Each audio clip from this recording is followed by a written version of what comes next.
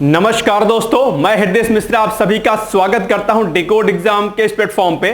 कैसे हैं आप सभी लोग? आई होप आप सभी लोग अच्छे होंगे और अपनी पढ़ाई को बहुत ही बेहतर ढंग से कर रहे होंगे। देखिए, जैसा कि आप सभी लोग को पता होगा कि इस समय हम लोग इकोनॉमिक्स के लेक्चर को देख रहे हैं और ये इस समय 57 लेक्चर है और इकोनॉमिक्स का आई थिंक ये 6 या 7 लेक्चर मेरा है। तो इसके पहले हम लोगों ने काफी कुछ पढ़ा इकोनॉमिक्स में, बेसिक से लेकर के हम लोग एडवांस की तरफ आगे बढ़े, यानी कि प्री के पॉइंट ऑफ व्यू से हम लोगों ने चीजों को किया। और आप वो सारी क्लासेस प्लीज आप लोग देख लीजिएगा। निश्चित तौर पर आपको पिछली क्लासेस जो कराई गई हैं इकोनॉमिक्स की वो आपके लिए फायदेमंद होगी।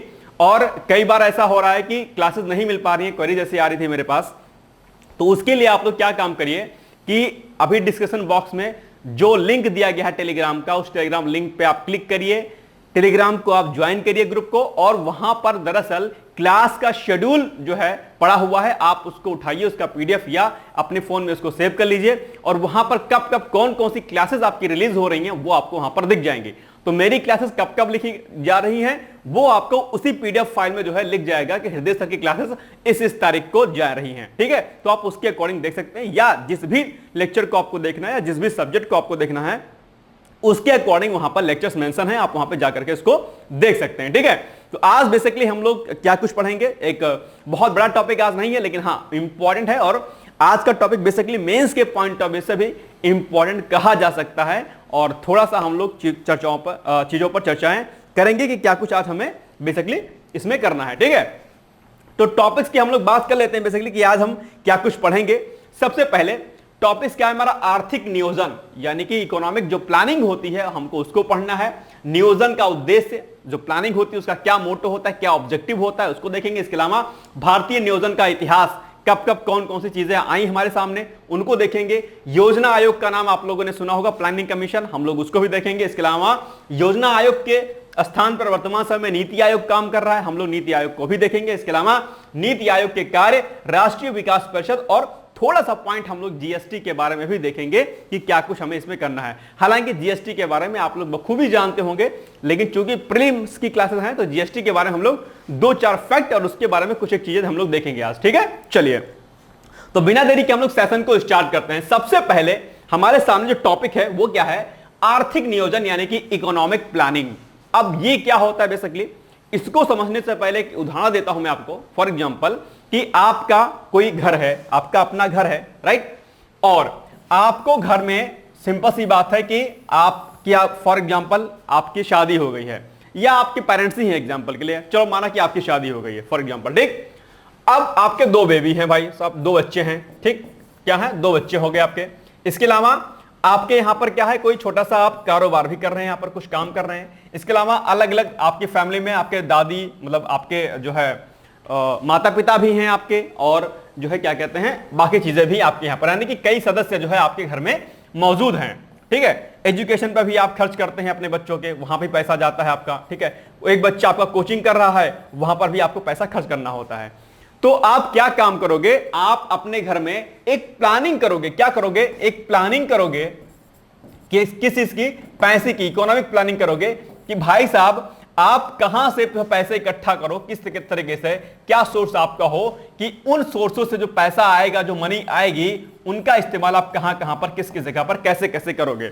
यानी कि आप इकोनॉमिक प्लानिंग करोगे अपने घर की कि पूरा परिवार हमारा जो है सही से क्या हो, चलता रहे। यानी कि अगर आपका एक बेबी क्या है कहीं दिल्ली में तैयारी कर रहा है, किसी कोचिंग में तैयारी कर रहा है, ऑनलाइन डिकोड में पढ़ रहा है, तो उसको फीस देनी है, या एक जो आपका बेबी है वो क्या कहते हैं कहीं पर और कार्य कर रहा है, मतलब कि कहीं पर और पढ़ाई कर रहा है, एकेडमिक स्टडी कर रहा है, या घर में आपके जो है समस्याएं हैं, आपको वहां पर पैसे खर्च करना है। आप एक प्लानिंग करोगे यार कि पैसा कहां कहां से आए, किस तरीके से आए, और हमें कहां कहां पर कैसे कैसे खर्च करना है, इस तरीके को। तो ये एक तरीके से अपने आप में क्या हो गए, पूरी आर्थिक स्थिति को सही ढंग से चलाया जा सके, जिस तरीके से आप मैनेजमेंट करोगे या आपके पिता मैनेजमेंट करते होंगे। सिंपल सी बात है, अगर आप इसको अपने पिता के फॉर्म में देखोगे तो आपके पिताजी भी कहीं ना कहीं पैसे को अलग अलग सोर्सेस से इकट्ठा करते होंगे। कई बार क्या होता होगा कि आपके पिता आपको उधार मांग करके पैसा जो है देते होंगे। आप तो मुंह से बोल देते हो कि सर पापा मुझे इतने रुपए चाहिए, 8,000 रुपए चाहिए, 10,000 रुपए चाहिए, लेकिन वो पैसे वो कहां से लाते हैं शायद आपको ये नहीं पता होगा। क्योंकि अगर वो गवर्नमेंट जॉब करते होंगे तो भी कई बार क्या होता है मंथली सैलरी नहीं आती है, और अगर आती भी है तो कई बार क्या होता है कि उतने में हो नहीं पाता है, पैसा खर्च हो गया होता है और नहीं होता है। तो उधार मांग के किसी से देते हैं या कहीं और से देते हैं, कहीं से कर्ज लेते हैं, लेकिन आपको देते हैं, वो प्लान करते हैं यार नहीं कैसे कैसे मुझे एडजस्ट करना है। आपने कहा कि अगले साल मुझे बीएड करना है, आपने कहा अगले साल मुझे आईएएस की कोचिंग करनी है, वो पैसा कहां से आएगा आपके पिता सोचते हैं, समझते हैं और उसके बाद प्लानिंग करते हैं, फिर आपको देते हैं कि नहीं यार अगले साल मेरा जो है बच्चा तैयारी करेगा, मुझे पैसे इकट्ठे करने हैं। ठीक उसी प्रकार से सरकार काम करती है, सरकार पैसे का नियोजन करती है, आर्थिक नियोजन करती है कि भाई किस तरीके से पूरी व्यवस्था जो है रोजगार की उत्पत्ति हो सके, किस तरीके से कृषि व्यवस्था चल सके, किस तरीके से शिक्षा पर काम हो सके, किस तरीके से स्वास्थ्य पर काम हो सके, किस तरीके से इंफ्रास्ट्रक्चर पर काम हो सके। जिस प्रकार आपके पिता मैनेजमेंट करते हैं, आप मैनेजमेंट करते हैं पूरे घर को चलवाने के लिए, ठीक उसी प्रकार से सरकार काम करती है पूरे देश को चलाने के लिए, पूरी इकोनॉमिक प्लानिंग करती है कि किस तरीके से हमें अपने देश को चलाना है। तो यही क्या है आपकी इकोनॉमिक प्लानिंग है, यानी कि आर्थिक जो है क्या है, ये आपका आर्थिक नियोजन है। ठीक, यानी कि अगर हम इसको डेफिनेशन के फॉर्म में अगर समझने का प्रयास करेंगे थोड़ा सा, तो क्या दिखेगा कि भविष्य के लक्ष्यों को निर्धारित करने की प्रक्रिया कि क्या करना है, कैसे करना है और कब करना है। वही बात जो हमने आपको समझाई कि अगर आपने कहा पेरेंट्स से कि मुझे अगले साल नीट की कोचिंग करनी है, यूपीएससी की करनी है, पीसीएस की करनी है, आरओ करनी है, तो प्लान करेंगे कि अगले वर्ष मुझे अपने बच्चे के लिए पैसा कहां से लाना है, वो एक प्लान करेंगे। या फिर आगे आपका भविष्य सुरक्षित हो सके, इसके लिए भी पेरेंट्स जो है क्या करते हैं, प्लान करते हैं कि अगर मेरा बच्चा सक्सेस नहीं हो पाया तो उसके लिए मैं क्या कुछ कदम उठा पाऊंगा कि वो रोजगार में लग जाए, कहीं अपना स्वरोजगार करे, अपना स्टार्टअप करे। ये प्लानिंग जिस प्रकार से आपके पेरेंट्स करते हैं, आप करते होंगे, ठीक उसी प्रकार से सरकार काम करती है कि सरकार काम करती है कि देश के जो लोग हैं, जो नागरिक हैं, वो शिक्षा में, रोजगार में, स्वास्थ्य में आगे बढ़े और सभी प्रकार का इंफ्रास्ट्रक्चर क्या हो, डेवलप हो सके। तो भविष्य के लक्ष्यों को निर्धारित करने की प्रक्रिया कि क्या करना है, कैसे करना है और कब करना है, तथा उन्हें प्राप्त करने हेतु साधनों के संबंध में निर्णय लेना, यानी कि किस किस रिसोर्सेज से जो है पैसा आएगा, अर्निंग होगी, उन सभी चीजों पर सरकार क्या करती है, काम करती है, सोचती है। दैट्स कॉल क्या, इकोनॉमिक प्लानिंग, यानी कि आर्थिक नियोजन। क्या यह बिंदु आप लोग को समझ में नहीं आया? आई थिंक आ गया होगा। एक बात तो ये होगी। दूसरी बात, यहां पर एक इंपॉर्टेंट फैक्ट लिखा है, कई बार आपके एग्जाम में पूछा गया है कि बताइए भाई साहब, जो नियोजन है, जो आर्थिक नियोजन है, ये किस सूची का विषय है? तो आप कहेंगे ये क्या है, समवर्ती सूची का विषय है। 7वीं सूची के अंतर्गत क्या, समवर्ती सूची। और आप लोग को पता होगा राज्य सूची और केंद्र सूची और समवर्ती सूची, सभी लोग आप लोग इनके बारे में जानते होंगे। अगर नहीं जानते तो थोड़ा सा 2 मिनट के लिए आप लोग जो है क्या कहते हैं, इसको समझ लीजिएगा। सूची की अगर बात करते हैं बेसिकली, ठीक है, तो एक क्या होती है, एक होती है आपकी क्या, केंद्र सूची। क्या, केंद्र सूची, केंद्रीय सूची या केंद्र सूची कह दीजिए इसको, ठीक है। एक क्या होती है आपकी, एक होती है आपकी राज्य सूची होती है। क्या होती है, राज्य सूची। और एक होती है आपकी क्या, समवर्ती सूची, ठीक है, यानी कि समवर्ती विषय इसके अंतर्गत आते हैं, यानी कि केंद्र के विषय, राज्य के विषय और समवर्ती सूची के विषय। राज्य सूची के विषय के अंतर्गत क्या होता है, वो विषय यानी कि वो मुद्दे जिन पर राज्य को जो है कानून या नियम बनाने का अधिकार होता है, उन्हें हम राज्य सूची के विषय कहते हैं।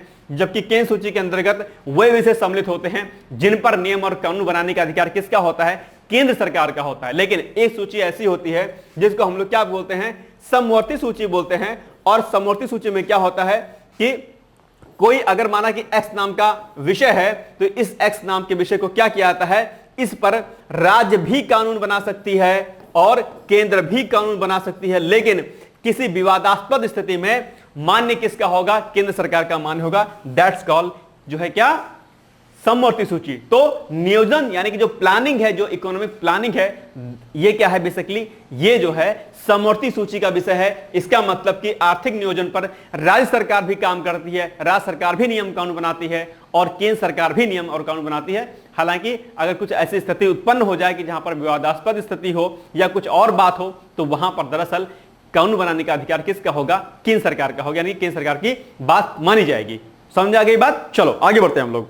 अब देखो, अब हम लोग क्या करते हैं, ऑब्जेक्टिव ऑफ प्लानिंग, यानी कि बेसिकली क्या जो है इसके ऑब्जेक्टिव हैं, यानी कि अगर इसको हम हिंदी में बोलें तो नियोजन का बेसिकली उद्देश्य क्या है, मोटो क्या है। तो उद्देश्य हमने आपको इनडायरेक्टली फॉर्म में अभी थोड़ा सा समझाया कि जिस तरीके से परिवार में जो है आपको अलग अलग चीजों के लिए पैसा इकट्ठा करना होता है। आप सोचते हो कि यार मेरा जो है बड़ा लड़का इस तरीके से काम करेगा, हम उसके लिए मैनेजमेंट करना है, छोटी बेटी है हमारी उसके लिए हमें काम करना है, घर में बुजुर्ग माता पिता है उनके लिए हमें कैसे काम करना है, यानी कि एक तरीके से आप पूरी प्लानिंग करते हो।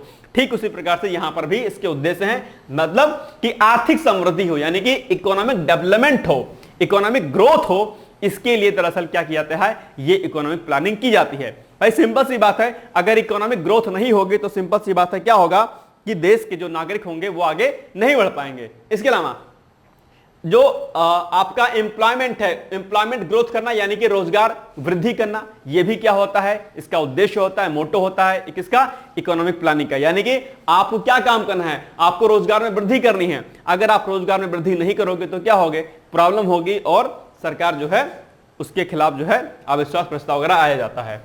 इसके अलावा गरीबी में कमी लाने के लिए भी सरकार प्लानिंग करती है कि किस तरीके से गरीबी को दूर किया जा सके। इसके लिए अलग अलग कमेटियां बनती हैं, अलग अलग कमेटी अपनी रिकमेंडेशन देती है और उसके आधार पर जो है नीतियां और परियोजनाएं बनाई जाती हैं। और गरीबी से संबंधित महत्वपूर्ण जो कमेटियां, जो आयोग थे, उसको हमने कराया है आपके लेक्चर में, पिछले 3-4 लेक्चर के पहले, आई थिंक सेकंड लेक्चर में हमने आपको, या शायद फर्स्ट लेक्चर में हमने आपको कराया था।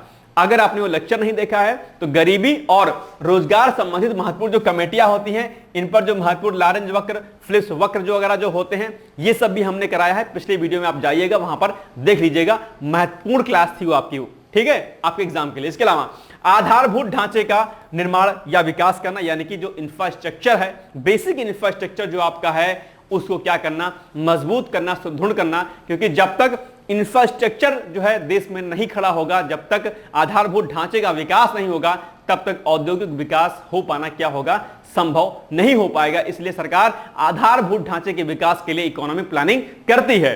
ठीक, इसके अलावा निवेश एवं पूंजी निर्माण को बढ़ावा देना, निवेश यानी कि इन्वेस्टमेंट हो, और क्या हो, इन्वेस्टमेंट के अलावा कैपिटा का क्या हो, फॉर्मेशन हो, निर्माण हो, इसके लिए भी सरकार काम करती है कि किस तरीके से हम क्या कुछ कार्य करें, अपनी प्लानिंग किस तरीके से करें ताकि इन्वेस्टमेंट हमारे यहां पर आए। और इन्वेस्टमेंट जब आता है तो क्या होता है, उसके बाद फिर औद्योगिक विकास होता है, और औद्योगिक विकास के फलस्वरूप क्या होता है, औद्योगिक विकास के फलस्वरूप रोजगार जो है उत्पन्न होता है। रोजगार अगर उत्पन्न होगा तो निश्चित रूप से जो है फिर व्यक्ति का जो क्या कहते हैं इनकम होगी वो ग्रोथ होगी, फिर उसका जो लाइफ स्टाइल होगा, जीवन प्रत्याशा होगी वो भी बढ़ेगी। इसके अलावा फिर गरीबी जैसी समस्याएं क्या होंगी, दूर होंगी।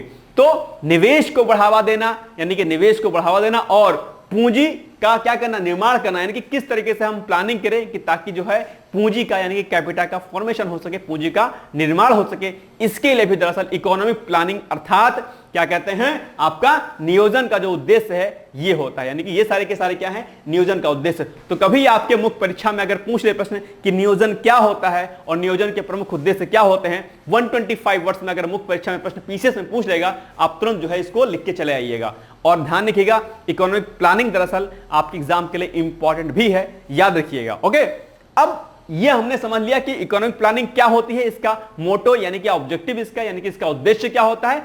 अब हम थोड़ा सा इसके इतिहास पर चलते हैं कि दरअसल क्या क्या कुछ चीजें हुई थी। आपको अगर हम थोड़ा सा हिस्ट्री पर चर्चा करें तो देश 1947 में क्या हुआ, आजाद हुआ, ठीक है। और आजादी के पहले हम किसके शासन में थे, हम ब्रिटिश गवर्नमेंट के जो है अंडर में थे। और उस समय हमारे देश की हालत जो है क्या हुई थी, काफी खस्ता हाल हो गई थी, यानी कि बहुत ही हम लोग क्या थे, बुरी स्थिति में थे। यानी कि देश की आजादी के समय हमारी हालत बहुत गरीबी वाली थी, हम लोग जो है किसी भी मामले में आगे नहीं थे। ऐसे स्थिति में जो है इकोनॉमिक प्लानिंग करना और पूरी तरीके से कि भाई किस तरीके से देश को पुनः से खड़ा किया जा सके, पुनः से मजबूत किया जा सके, इसके लिए बेसिकली अलग अलग कमेटियां बनी। अलग अलग कमेटी ने अपनी अपनी रिकमेंडेशन दिया आर्थिक नियोजन को लेकर के कि ये हमारा नियोजन है, ये हमारा तरीका है, अगर ऐसे काम किया जा सकेगा तो देश मजबूत होगा। तो इस पूरे उद्देश्य की पूर्ति के लिए जो सबसे पहले जो काम किया वो किसने किया, वो किया विश्वेश्वरैया ने। किन्होंने किया, विश्वेश्वरैया ने किया। और आपको पता होगा बेसिकली कि क्या कहते हैं, उस समय 1929 के जो है बीच में लगभग आर्थिक मंदी भी आई हुई थी, तो वो भी अपने आप में बहुत बड़ा कारण रहा था, ठीक है। तो सबसे पहले बेसिकली विश्वेश्वरैया योजना जो है क्या है, सामने आई, उन्होंने अपनी चीजें सामने रखी और क्या कुछ उन्होंने कहा। उनकी एक पुस्तक है, तो भारत में आर्थिक नियोजन के संबंधी पहला जो विचार एम विश्वेश्वरैया ने अपनी पुस्तक प्लान्ड इकोनॉमी फॉर इंडिया के माध्यम से वर्ष 1934 में प्रस्तुत किया। अब इतनी ही लाइन में 2-3 फैक्ट आपके एग्जाम के लिए क्या हो जाते हैं भाई साहब, महत्वपूर्ण हो जाते हैं। कौन कौन से? सबसे पहला प्रश्न आपसे यही पूछ लेगा कि बताइए प्लानिंग कमीशन, प्लानिंग जो आपका इंडिया जो इकोनॉमिक प्लानिंग है उसको लेकर के सबसे पहले जो है राय या कमेटी किसके द्वारा प्रस्तुत की गई थी? कमेटी के मेंबर मतलब अध्यक्ष कौन थे? तो आप कहेंगे विश्वेश्वरैया। जो योजना थी वो सबसे पहले आई। उसके अलावा क्वेश्चन आपसे पूछ लेगा उनकी पुस्तक का नाम क्या था? तो उनकी पुस्तक का नाम था प्लान्ड इकोनॉमी फॉर इंडिया। और पूछ लेगा कि कब आई, किस वर्ष यह योजना आई? तो आप कहेंगे वर्ष 1934 में, सबसे पहले 1934 में प्रस्तुत किया गया था। ठीक है, यह योजना बेसिकली 10 वर्षीय थे, जिसका प्रमुख उद्देश्य क्या था? निम्नलिखित था कि राष्ट्रीय आय को दोगुना करना, औद्योगिक उत्पादन में वृद्धि करना और लघु एवं बड़े उद्योगों में सम्मिलित रूप से वृद्धि करना। ठीक है, तो ये भी आपको क्या करना है, याद रखना। ये दरअसल 1934 में ही आ गया था, पहले ही आ गया था, आपको ये पॉइंट भी आपको याद रखना है। इसके अलावा आगे देखते हैं हम लोग। आगे बेसिकली क्या है, फिक्की का प्रस्ताव। फिक्की के प्रस्ताव में क्या था? बेसिकली वर्ष 1934 में यानी कि 1934 में क्या हुआ कि भारतीय पूंजीपतियों के संगठन फिक्की, जिसको हम लोग क्या बोलते हैं, इसको बोलते हैं federation of Indian chambers of commerce and industry, द्वारा भारत में राष्ट्रीय नियोजन को गंभीर जरूरत के रूप में क्या किया गया, बताया गया। और इसने नियोजन प्रक्रिया के समन्वय हेतु राष्ट्रीय योजना आयोग की मांग किया। क्या कहा इन्होंने? कहा, फिक्की ने कहा कि बेसिकली जो राष्ट्रीय नियोजन है यानी कि पूरी इकोनॉमिक प्लानिंग के लिए बेसिकली क्या करना पड़ेगा, हमें एक तरीके से जो है एक आयोग होना चाहिए, जिसका नाम उन्होंने कहा राष्ट्रीय योजना आयोग रखा जाना चाहिए। और इसके हिसाब से जो है हमें क्या करना चाहिए, आर्थिक नियोजन करना चाहिए। तो ये फिक्की का बेसिकली क्या था, प्रस्ताव था। कई बार फिक्की का फुल फॉर्म पूछ लेता है, तो आप इसको बताइएगा, या फिक्की का प्रस्ताव कब आया था, यह भी आपके परीक्षा के लिए महत्वपूर्ण हो जाता है। तो यह भी बिंदु आपको क्या करना है, याद रखना है। ठीक है, चलिए आगे बढ़ते हैं हम लोग। नेक्स्ट है कांग्रेस योजना।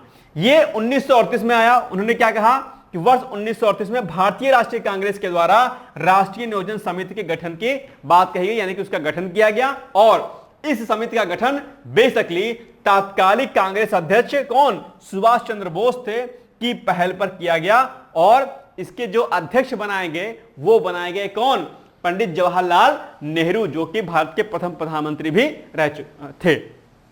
ठीक है, बाद में बने मतलब। तो ये भी आपको याद रखना है कि कांग्रेस योजना 1938 में आया था। बेसिकली सुभाष चंद्र बोस जो है इसके लिए ज्यादा प्रयासरत थे और उन्हीं के फलस्वरूप दरअसल इसको लाया गया था। तो कांग्रेस योजना भी आपको क्या करना है, याद रखना है। इसमें कुछ समझना नहीं है, बस आपको इसकी हिस्ट्री एक बार आपको पता होनी चाहिए। ठीक है, इसके अलावा बॉम्बे प्लान, ये अक्सर परीक्षाओं में पूछा जाता है कि बॉम्बे प्लान कब आया था। तो 1944 यानी कि वर्ष 1944 में। और बॉम्बे प्लान में क्या था कि बॉम्बे प्लान बेसिकली 1944 में 8 उद्योगपतियों के समूह के द्वारा भारत के आर्थिक विकास के लिए एक योजना बनाई गई, जिसे बॉम्बे प्लान का नाम दिया गया।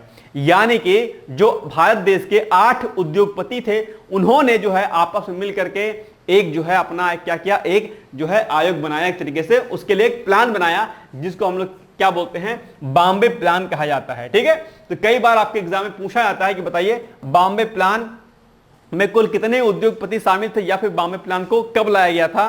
तो आप बताएंगे कि बेसिकली बॉम्बे प्लान को 1944 में लाया गया था। आपसे यह भी प्रश्न पूछ सकता है कि बॉम्बे प्लान क्या है, या बॉम्बे प्लान का निम्नलिखित में से क्या उद्देश्य है। तो आप कहेंगे आर्थिक नियोजन हेतु बॉम्बे प्लान को लाया गया था। आपको से पूछेगा कब लाया गया, तो आप कहेंगे 1944 में 8 उद्योगपतियों यानी कि जो 8 इंडस्ट्रियल जो थे उनके सहयोग से लाया गया था। इसके अलावा गांधीवादी योजना, इसे वर्ष 1944 में इसको भी श्रीमान नारायण अग्रवाल द्वारा गांधी योजना जो है प्रस्तुत की गई थी, कि गांधी के विचारों से प्रेरित थे और उनके आधार पर इसको लाया गया था। इस योजना में कृषि क्षेत्र एवं लघु कुटीर उद्योगों के विकास पर क्या किया गया था, बल दिया गया था। बोल नहीं बल होगा, यहां पर बल दिया गया था। तो ये बिंदु आपको क्या करना है, याद रखना है। ओके, चलो आगे बढ़ते हैं। नेक्स्ट है, अब एक है जन योजना। जन योजना को कब लाया गया, 1945 में। यानी कि 1945 में रेडिकल ह्यूमैनिटिस्ट नेता कौन, MN राय ने जन योजना प्रस्तुत किया।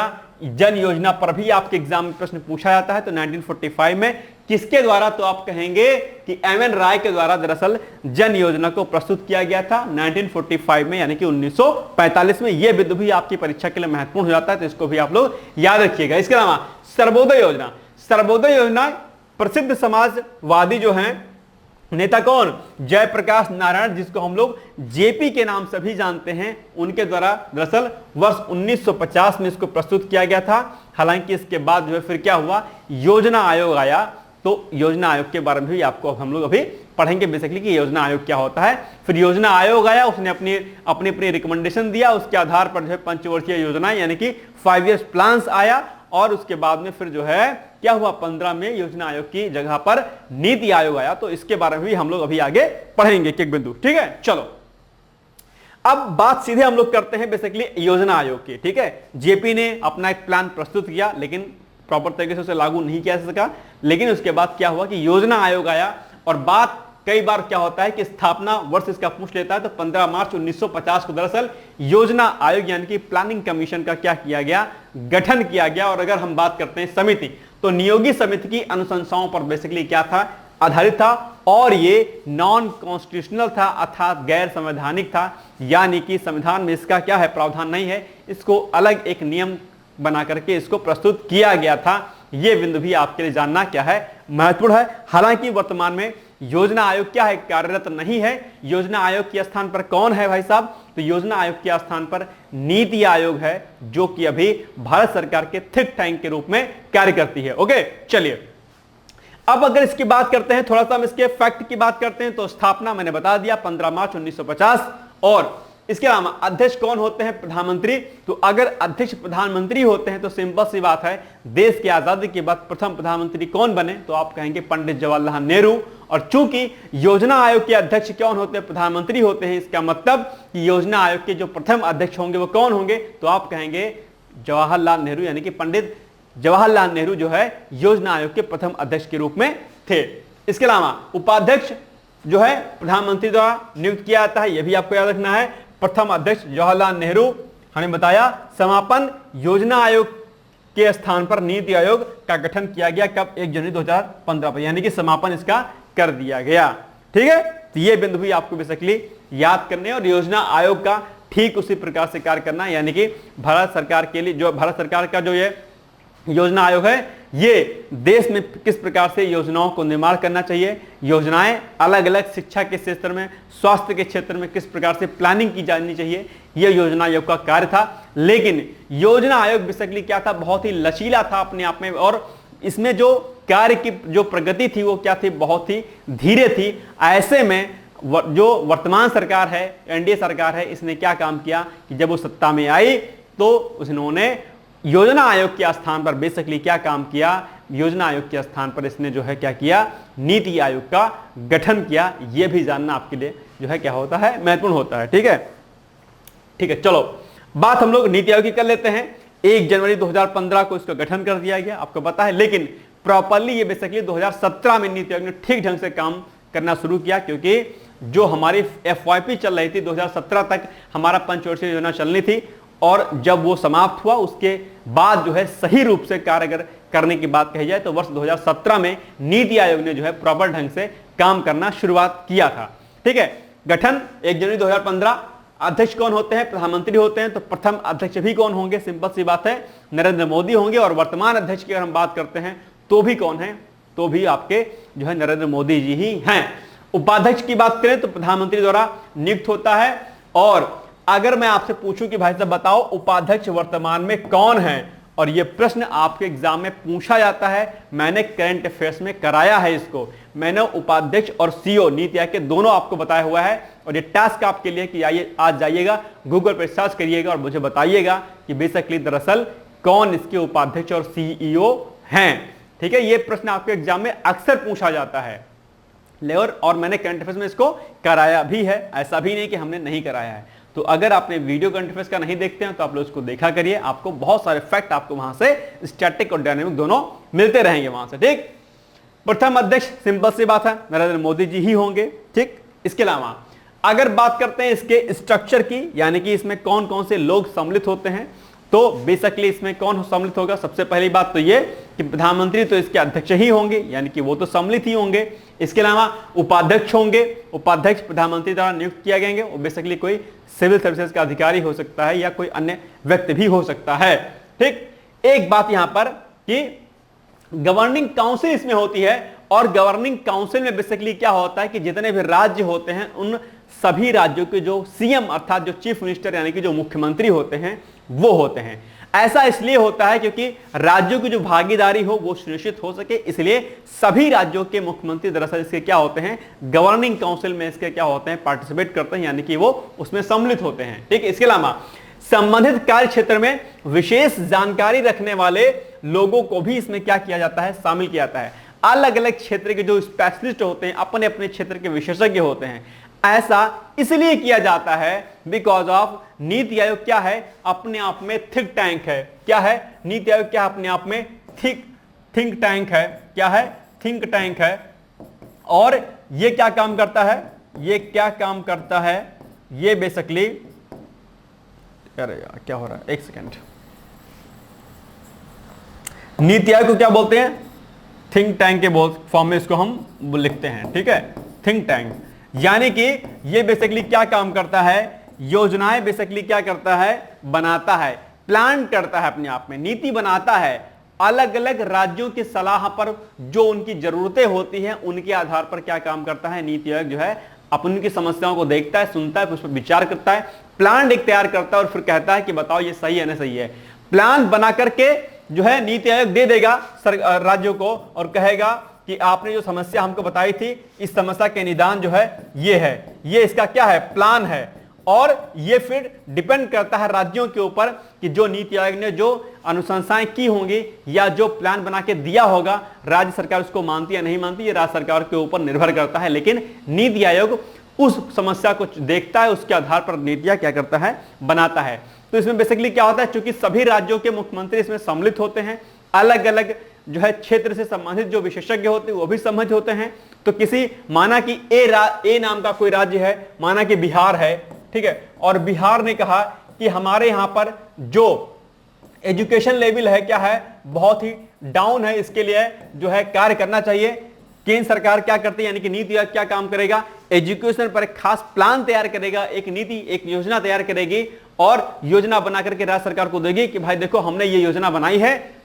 तो फिर राज्य सरकार इस पर क्या करेगा, विचार विमर्श करेगा। उसे लगता है कि नीति आयोग ने जो सलाह दी है या नीति आयोग ने जो प्लान बनाया है, जो योजना बनाई है, ठीक है, तो राज्य सरकार चाहेगी तो उसे लागू कर सकती है। यह बेसिकली राज्य सरकार के ऊपर जो है निर्भर करेगा कि उसे वो लागू करना चाहती है या नहीं लागू करना चाहती है। यानी कि अगर देखा जाए, इसे हम थोड़ा सा, अगर हम साइंटिफिक लैंग्वेज में अगर इसकी बात करें, यानी कि थोड़ा सा हम लोग इसको कॉन्सेप्चुअल फॉर्म में अगर इसको देखें तो इसे कहा जाएगा सहकारी संघवाद को बढ़ावा देता है कौन, नीति आयोग। सहकारी संघवाद को बढ़ावा देने में दरअसल नीति आयोग की बहुत ही अहम भूमिका है। अब आप कहेंगे सर सहकारी संघवाद क्या होता है? सहकारी संघवाद सबसे पहले तो इंपॉर्टेंट है आपके मेंस परीक्षा के लिए। सहकारी संघवाद का मतलब होता है कि केंद्र और राज्य बेसिकली क्या करें, मिलकर काम करें और केंद्र जो है राज्य को स्वायत्तता प्रदान करे अपने अधिकार क्षेत्रों को लेकर के। यानी कि इतनी स्वायत्तता हो कि दरअसल क्या हो, वो अपने अधिकार क्षेत्रों का उपयोग कर सके। यानी कि ऐसा ना हो कि एकात्मक सरकार हो जाए, यानी कि केंद्र की ही चले, ऐसा नहीं होना चाहिए। कॉर्पोरेटिव फेडरलिज्म अर्थात सहकारी संघवाद की जो संकल्पना है वो अपने आप में भारत के लिए क्या है, बहुत ही महत्वपूर्ण है। चूंकि भारत विविधताओं वाला जो है देश है, अलग अलग धर्म, जाति, मजहब, अलग अलग जो है ज्योग्राफिकल इसका एरिया है, इसके लिए अलग अलग राज्यों को उनकी स्वायत्तता के हिसाब से उनको छूट दी जानी चाहिए। इसलिए सहकारी संघवाद को बढ़ावा देने में नीति आयोग अपनी अहम भूमिका को अदा करता है। ठीक है, चलिए आगे बढ़ते हैं। नीति आयोग के कार्य की बात करते हैं अगर, तो भारत में आर्थिक नियोजन के उद्देश्य से दीर्घकालिक रणनीति बनाना। आर्थिक नियोजन, अभी हमने बताया था कि आर्थिक नियोजन क्या होता है। तो आर्थिक नियोजन के उद्देश्य से दीर्घकालिक रणनीति बनाना, यानी कि व्यापक स्तर पर एक रणनीति बनाना। और रणनीति क्यों बनाना, ताकि आर्थिक नियोजन हो सके बेहतर ढंग से। और अगर आर्थिक नियोजन होगा तो हमने आपको आर्थिक नियोजन का उद्देश्य थोड़ी देर पहले बताया था कि आर्थिक नियोजन का उद्देश्य क्या क्या होता है।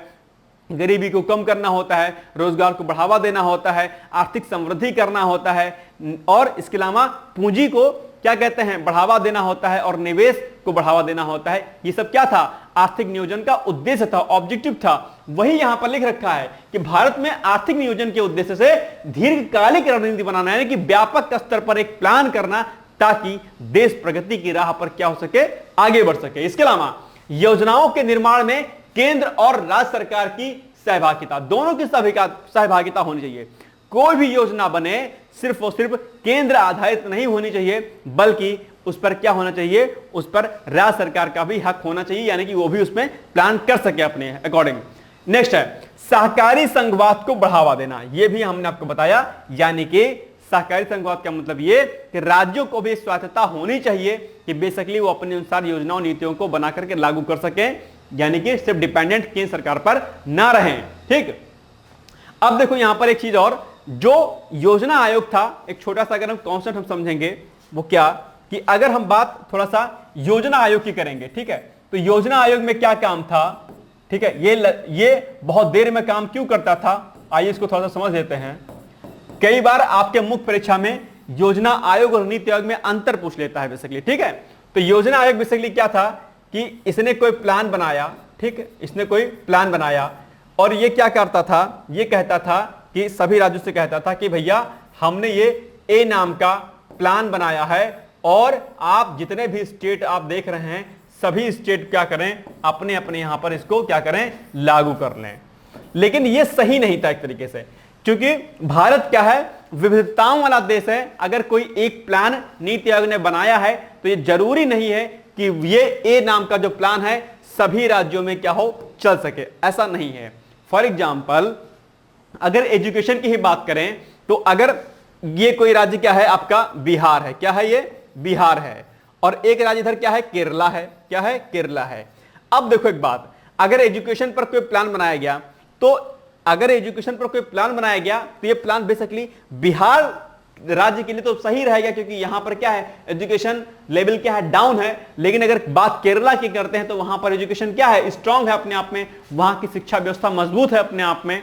तो इसका मतलब यह हुआ कि ए नाम की जो योजना बनाई गई थी, योजना आयोग ने जो बनाया था, वो बिहार के लिए तो तर्कसंगत है, लेकिन ये यहां के लिए तर्कसंगत नहीं है।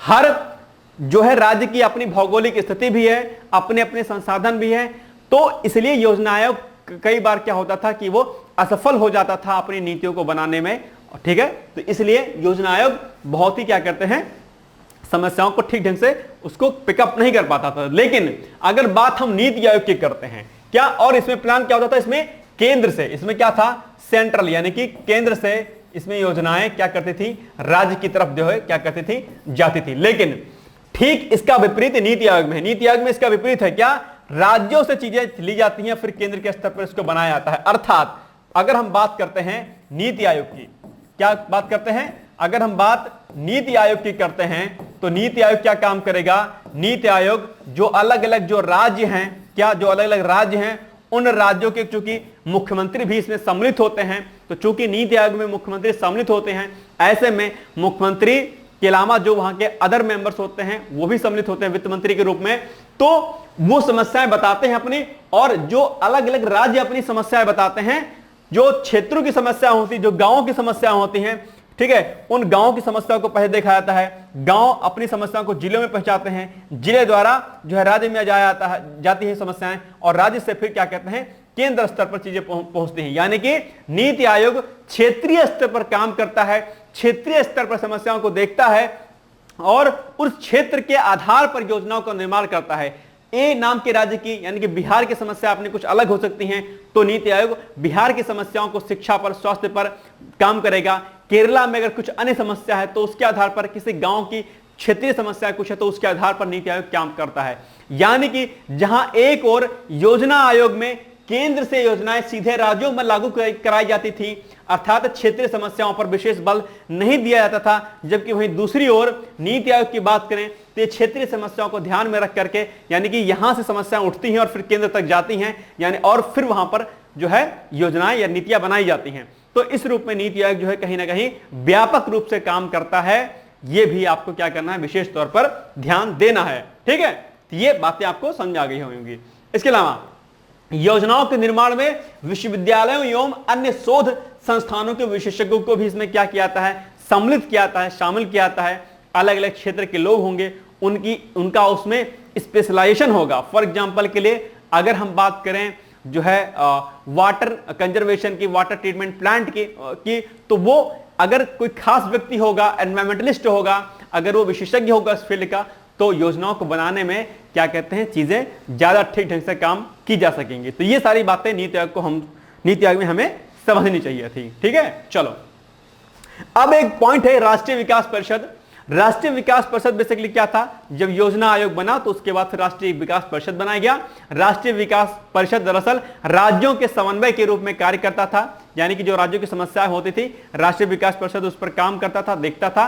राष्ट्रीय विकास परिषद के आधार पर ही बेसिकली क्या होता था, योजना आयोग अपनी रणनीतियों को बनाता था। तो ये एक लंबी प्रोसेस हुआ करती थी और ऐसे में बेसिकली क्या आता था जो है फिर प्रॉब्लम आती थी। क्योंकि योजना आयोग समाप्त हो गया तो ऐसे में राष्ट्रीय विकास परिषद की भी उतनी तर्क संहिता अभी फिलहाल नहीं है उतनी, लेकिन चूंकि हमें पढ़ना है तो आइए इसके हम लोग देख लेते हैं। तो राष्ट्रीय विकास परिषद अगर इसकी स्थापना वर्ष की बात करते हैं तो 1952 यानी कि 6 अगस्त 1952 को इसका गठन किया गया। अध्यक्ष राष्ट्रीय विकास परिषद के पीएम होते हैं, प्रधानमंत्री होते हैं, और सभी केंद्रीय कैबिनेट मंत्री, सभी राज्यों के मुख्यमंत्री और नीति आयोग के सदस्य भी इसमें अब फिलहाल क्या होते हैं, सम्मिलित होते हैं। यह भी आपको ध्यान रखना है। और अगर हम नीति आयोग की बात करें तो नीति आयोग में भी जो आपका संरचना था उसमें बेसिकली कुछ पूर्णकालिक सदस्य होते हैं और कुछ अंशकालिक सदस्य भी होते हैं। ठीक है, तो अलग अलग समयों पर अलग अलग अंशकालिक सदस्यों को भी इसमें सम्मिलित किया जाता है, याद रखिएगा। ठीक है, चलिए, तो ये हो गया, यानी कि ये बेसिकली क्या होगा, स्ट्रक्चर हो गया राष्ट्रीय विकास परिषद का। इसमें प्रीलिम्स में जो क्वेश्चन पूछता है वो पूछता है बेसिकली आपसे कि इसकी स्थापना वर्ष कब हुई, तो स्थापना वर्ष 1952 आपको याद रखना है। और राष्ट्रीय विकास परिषद के अध्यक्ष कौन होते हैं, तो प्रधानमंत्री होते हैं। बस ये दो क्वेश्चन यानी कि दो फैक्ट आपके एग्जाम में यहां से पूछा जाता है, इसको आपको क्या करना है, रेडी कर लेना है। ठीक है, चलो आगे बढ़ते हैं। अब हमारे पास एक लास्ट टॉपिक बचा हुआ है जीएसटी, जिसको हम लोग क्या बोलते हैं, वस्तु एवं सेवा कर। इसको हमने एक वीडियो में थोड़ा सा, इकोनॉमिक्स वाला ही वीडियो में हमने आपको थोड़ा सा समझाया था बेसिकली, जिसको हम लोग गुड्स एंड सर्विस टैक्स कहते हैं, यानी कि वस्तु एवं सेवा कर कहते हैं। और जीएसटी क्या है बेसिकली, ये क्या है, एक अपने आप में इनडायरेक्ट टैक्स है, यानी कि अप्रत्यक्ष कर है। इसमें 3-4 फैक्ट आपके एग्जाम में पूछा जाता है, इसको आप लोग समझ लीजिएगा। हालांकि मुख्य परीक्षा में जीएसटी पुराना टॉपिक हो गया है तो ज्यादा तो नहीं इंपॉर्टेंट है, लेकिन प्रीलिम्स में अभी भी इससे संबंधित जो है प्रश्न आपके एग्जाम में पूछा जाता है, तो हम लोग इसको एक बार थोड़ा सा सरसरी नजर से इसको देख लेते हैं। ठीक है, तो जीएसटी को बेसिकली 101वें संविधान संशोधन अधिनियम 2016 के माध्यम से क्या किया गया था, पेश किया गया था।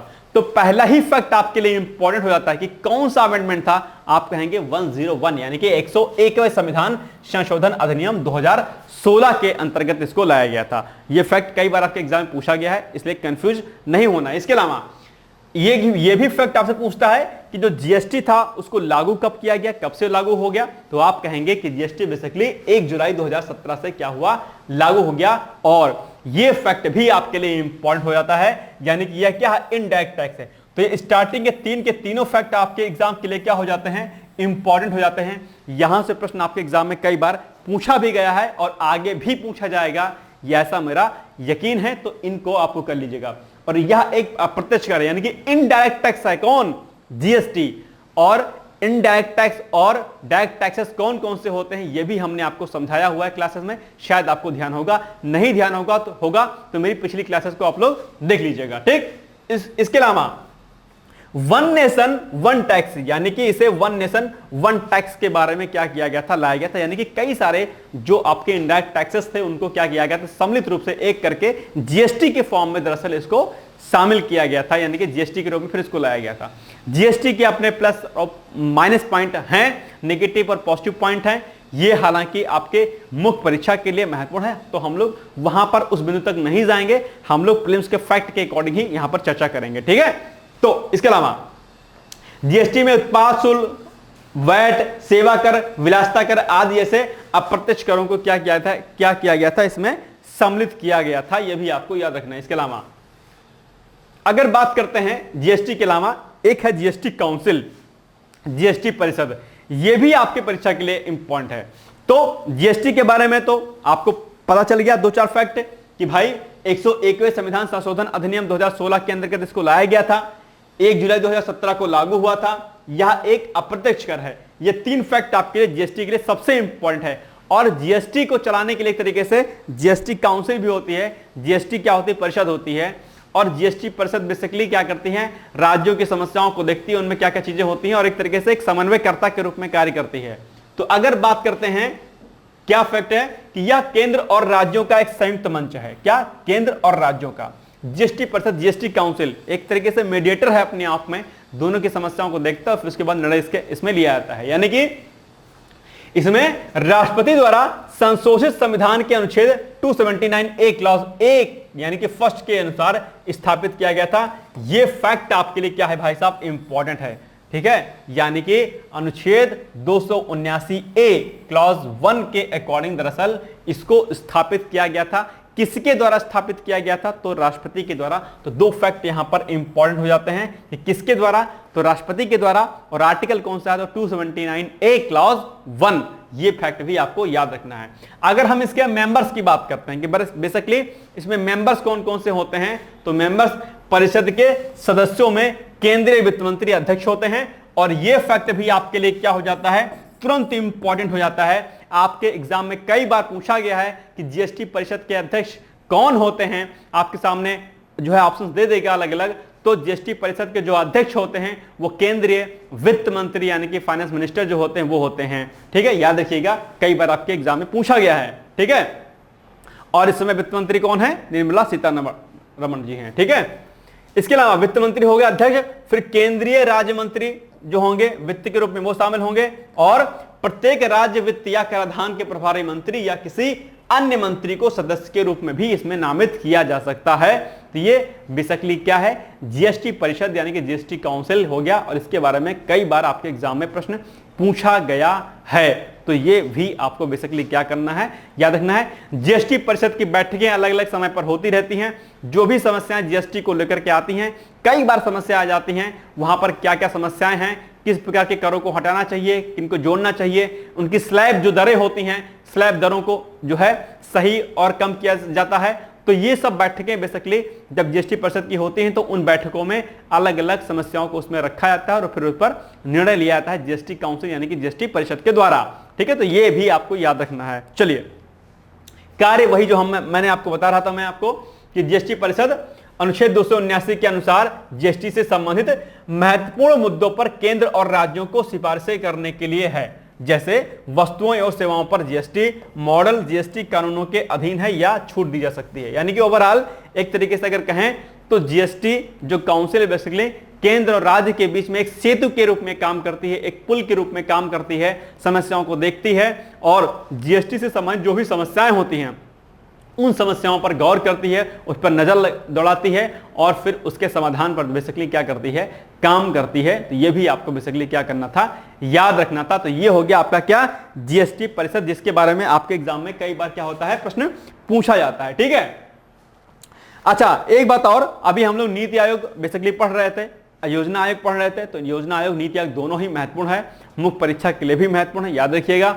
और बेसिकली जो योजना आयोग था वो रूसी मॉडल पर आधारित था, ये भी आपको याद रखना है। लेकिन जो नीति आयोग था वो भारतीय विशेषज्ञों द्वारा, भारतीय वैज्ञानिकों के द्वारा एक तरीके से बनाया गया था। ठीक है, ये भी आपको बेसिकली क्या करना है? याद रखना है। तो ये छोटी सी आज हमारी क्लास थी, ज्यादा बड़ी क्लास नहीं थी। आज हमने प्लानिंग कमीशन के बारे हमने आज जो है आर्थिक नियोजन के बारे में पढ़ा कि आर्थिक नियोजन क्या होता है, इसका उद्देश्य क्या होता है। ठीक है, और आर्थिक नियोजन का इतिहास क्या रहा है विश्वेश्वरैया से लेकर के योजना आयोग तक, और योजना आयोग के अकॉर्डिंग ही फिर क्या हुआ था?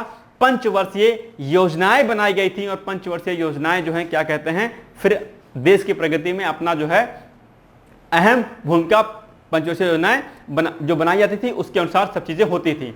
लेकिन चूंकि पंचवर्षीय योजनाओं को समाप्त कर दिया गया है, ठीक है, तो अब ऐसे स्थिति में नीति आयोग कार्य कर रहा है। नीति आयोग जो है अलग अलग रूपों में जो है क्षेत्रीय समस्याओं को देखते हुए आगे बढ़ता है।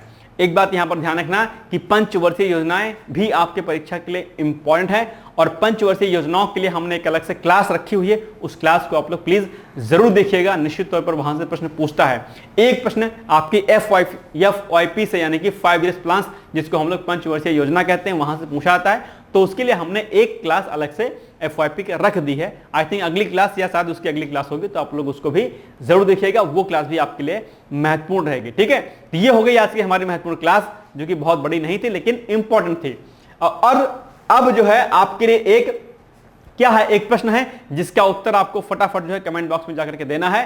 प्रश्न क्या है कि जीएसटी परिषद का अध्यक्ष कौन होता है? तो केंद्रीय वित्त मंत्री होते हैं, प्रधानमंत्री होते हैं, राज्यपाल होते हैं, या फिर रक्षा मंत्री होते हैं? बहुत ही आसान प्रश्न है, इसका उत्तर जस्ट हमने आपको 2-3 मिनट पहले ही बताया है। मुझे उम्मीद है कि आप इसका उत्तर जरूर देंगे। और इसके अलावा इकोनॉमिक्स पर आज अगर पहले देख रहे हैं, मेरा पहला वीडियो देख रहे हैं, तो इसको तो देख लीजिए, लेकिन जो हमारे पिछले वीडियो हैं उसको भी आप लोग देख लीजिएगा।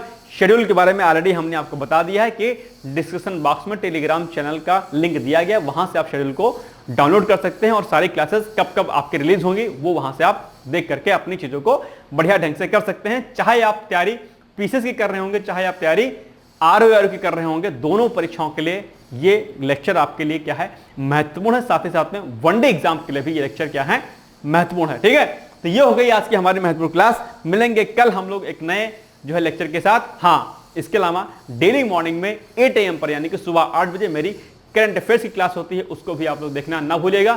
साथ ही साथ में इकोनॉमिक्स के साथ साथ में एनवायरमेंट का भी लेक्चर मैं ले रहा हूं इसी प्लेटफॉर्म पे, तो आप लोग एनवायरमेंट के भी लेक्चर को देख सकते हैं। ठीक है, फिर मिलते हैं कल, तब तक आप लोग पढ़ते रहिए, मस्त रहिए, व्यस्त रहिए। Thank you so much, bye bye, take care, all the best.